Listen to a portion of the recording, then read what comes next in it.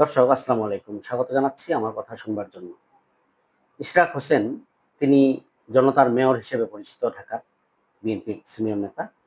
তিনি ফেসবুকে একটি স্ট্যাটাস দিয়েছেন। স্ট্যাটাসটি একটু পড়ে শোনাই, তারপরে আমি কিছু কমেন্টস শোনাবো এবং কিছু কথা বলবো। স্ট্যাটাসটি হচ্ছে, ছাত্র জনতা অথবা সমন্বয়ক পরিচয়ে কিছু দুর্বৃত্ত দেশব্যাপী ডাকাতি, লুটপাট ও দখলদারিতে জড়িত হতে জড়িত হয়ে পড়েছে। কখনো এরা রাজনৈতিক দলের পরিচয় ব্যবহার করছে এবং কখনো এরা ভাড়ায় সন্ত্রাসী কর্মকাণ্ড করতে যাচ্ছে। এদেরকে কঠোর হস্তে দমন করার আহ্বান জানাচ্ছি। অপরাধীদের পরিচয় একটাই, সেটাই হলো অপরাধী। দারুণ একটি স্ট্যাটাস, দারুণ। বিএনপির একজন নেতা তিনি যে স্ট্যাটাসটি দিয়েছেন, এটা এক কথাই মানে দারুণ বলা ছাড়া আর কোনো উপায় নেই। কারণ তিনি আলটিমেটলি ডাইরেক্টলি ইনডাইরেক্টলি অনেকগুলো অপরাধের আহ, তিনি তার দলেরই যে লোক, বিএনপির কথা সরাসরি না বলে তিনি স্বীকার করে নিয়েছেন যে এদের মধ্যে তারাও বিএনপি লোকজনও হতে পারে। তার এই পোস্টে বেশ কিছু কমেন্টস, বেশ কিছু না, এই পোস্টের বেশিরভাগ কমেন্টসই বিএনপির ব্যাপারে বলা হচ্ছে যে বিএনপিকে আগে সামলান, আপনার নিজের দলকে সামলান, আপনি নিজের দিকে আগে খেয়াল করেন। হ্যাঁ, মানে এরকম, মানে বিএনপি, ছাত্রদল, যুবদলকে উদ্দেশ্য করেই সাধারণ মানুষ যারা কমেন্টস করেছেন তারা কিন্তু বলছেন।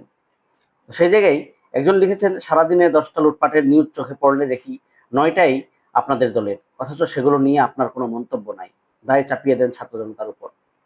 এটা গুরুত্বপূর্ণ একটা কমেন্টস করেছেন মাহমুদুল হক জালিস, ভেরিফাইড একটা অ্যাকাউন্ট। তো তিনি একথা বলেছেন। আসলেই তো, আমরা সারা বাংলাদেশে এই মুহূর্তে একটা লুটপাট কারা চালাচ্ছে, দাঙ্গা হাঙ্গামা কারা করছে এবং মাস্তানি কারা করছে?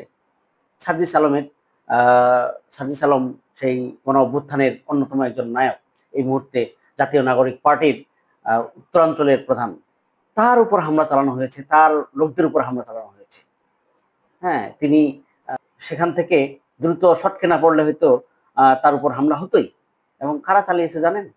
সার্জিস আলম নিজেই বলেছেন যে এখানে ছাত্রদলের কেন্দ্রীয় কমিটির লোকজনকে আমি দেখেছি। ভাবা যায়?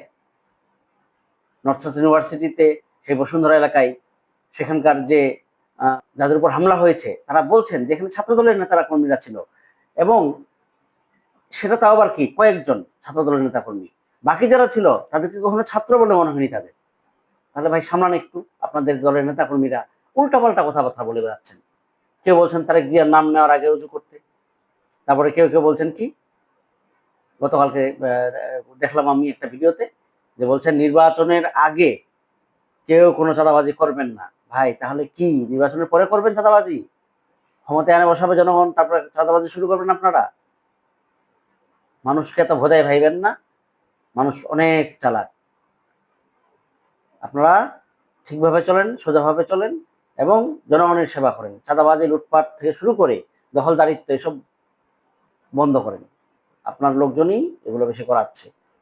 একজন কমেন্টস করেছে, ছাত্র জনতা বা সমন্বয়ক পাওয়া যায় 5%, আর বাকি 95% বিএনপি, সেটা বলেন আগে।